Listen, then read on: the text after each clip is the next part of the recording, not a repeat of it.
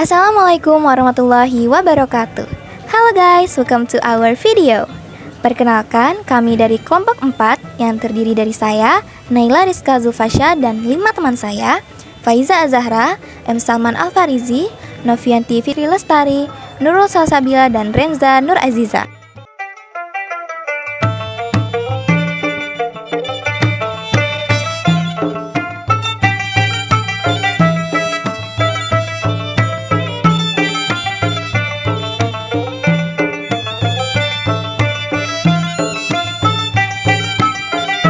Kali ini kami akan membahas mengenai sejarah Perang Banjar.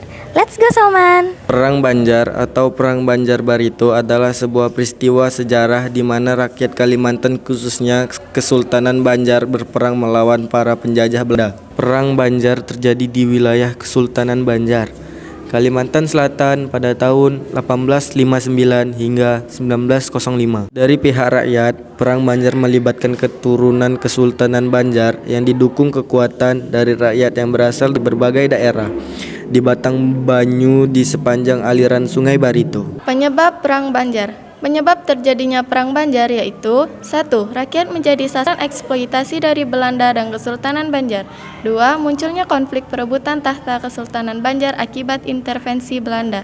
3. Sikap sewenang-wenang dari Tamjidillah yang ditunjuk Belanda sebagai Sultan Banjar. Perang ini dipimpin oleh Pangeran Hidayatullah dengan Pangeran Antasari selaku panglimanya bersama dengan Demang Lehman, Tumenggung Surapati, Tumenggung Jalil, Haji Buyasin, Penghulu Rashid, Kiai Langlang, dan para tokoh-tokoh lainnya memiliki peran besar dalam perlawanan ini. Berikut ini merupakan beberapa tokoh-tokoh dari Perang Banjar. Pangeran Antasari. Pangeran Antasari merupakan panglima Perang Banjar. Nama aslinya adalah Gusti Ibu Kartapati. Ayahnya bernama Pangeran Mas'ud atau Mas'ud dan ibunya Gusti Hadijah. Ia memiliki adik perempuan bernama Ratu Antasari. Pangeran Antasari lahir di Kayutangi, Kabupaten Banjar, Kalimantan Selatan pada 1797. Pangeran Antasari meninggal dunia pada 11 Oktober 1862. Ia terserang penyakit cacar yang mewabah pada masa itu. Ia dimakamkan di Taman Makam Perang Banjar. Ia baru dinobatkan menjadi pahlawan Indonesia pada 27 Maret 1968.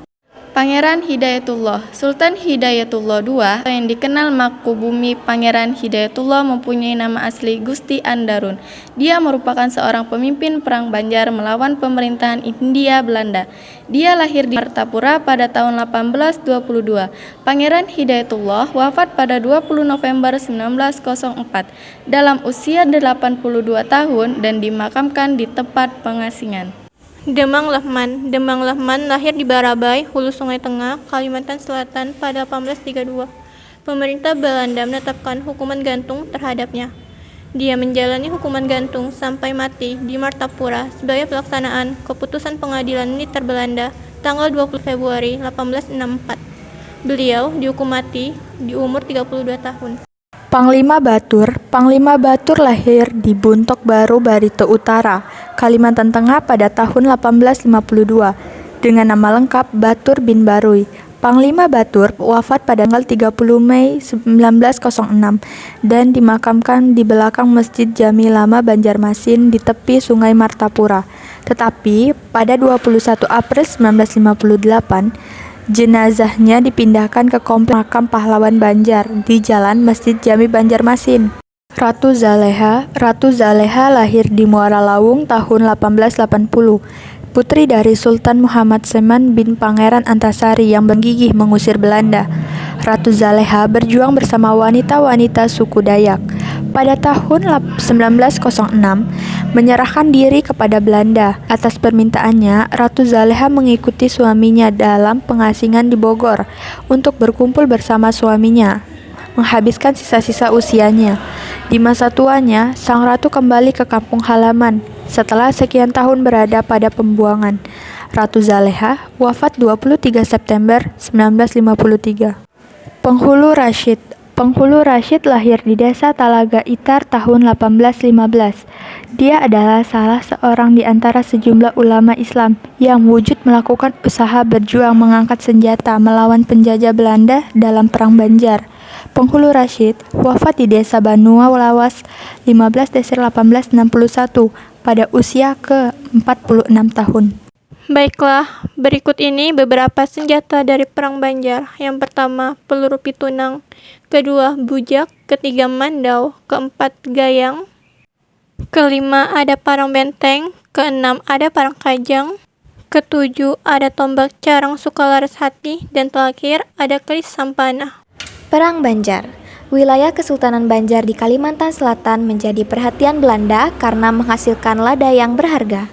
Lebih lagi, sebelumnya Inggris di bawah pimpinan Alexander Hare berusaha membuka perdagangan dengan Kesultanan Banjar pada tahun 1811. Kesultanan Banjar adalah kerajaan bercorak Islam yang berpusat di wilayah Kalimantan Selatan, di sekitar kota Martapura, Banjarmasin, dan Banjarbaru. Wilayah Banjar juga meliputi Sungai Barito dan suku-suku Dayak di sekitarnya. Alasan yang digunakan oleh Belanda untuk menyatakan perang adalah untuk mendukung Tamjidillah, anak Sultan Adam, ke tahta Banjarmasin. Meskipun demikian, rakyat Banjar dan suku-suku Dayak di pedalaman lebih memilih Pangeran Hidayatullah.